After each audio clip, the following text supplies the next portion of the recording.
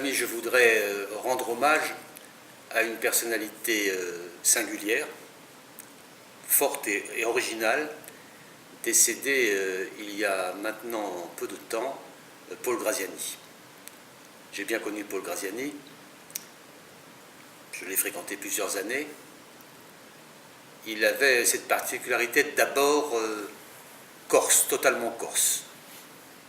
Et il était en même temps totalement républicain et totalement français. Et c'est ce qui faisait cette personnalité riche et chatoyante.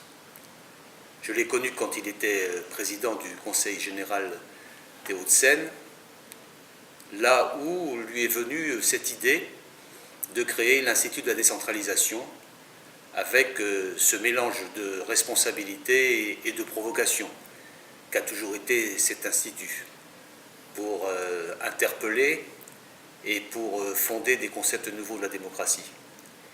Il le faisait d'autant plus aisément qu'il avait été maire de Boulogne-Billancourt, ville à la fois ouvrière et bourgeoise, et qu'il avait pu porter au Sénat ces mêmes préoccupations. Sa force, c'était la diversité de ses expériences et la diversité de ses attaches. Et puis c'était aussi son histoire. Il avait été très proche de Chaban-Delmas. Il a été chef de cabinet du ministre de la Défense. Il avait des relations fortes et sincères avec des élus politiques de toute origine géographique ou de sensibilité. Mais il savait faire un melting pot de la pensée pour projeter ce que pourrait être une vraie décentralisation en France. C'est ce qui m'a séduit chez ce personnage éclectique. Je me souviens de cette liberté de ton et d'esprit de Paul Graziani au moment des lois de décentralisation Mauroy de Fer, car plusieurs personnalités de sa sensibilité politique attaquaient le gouvernement expliquant que ces lois allaient brader la République, la balkaniser, lui faire perdre son unité. Et lui, à l'époque, il a eu le courage de dire non, le chemin est là, et il a même écrit un livre qui s'appelle Le Nouveau Pouvoir, pour, en 1986, dire que le chemin avait été engagé, qu'il fallait le poursuivre.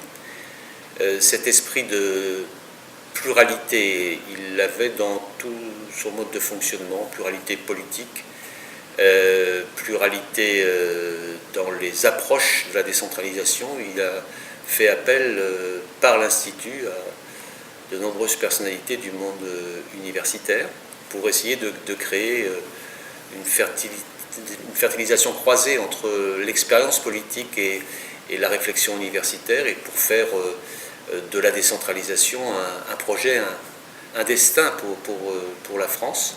Et il y a toujours consacré toutes ses forces.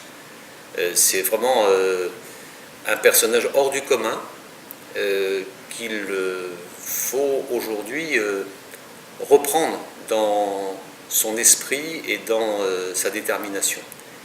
Ce personnage a créé avec d'autres,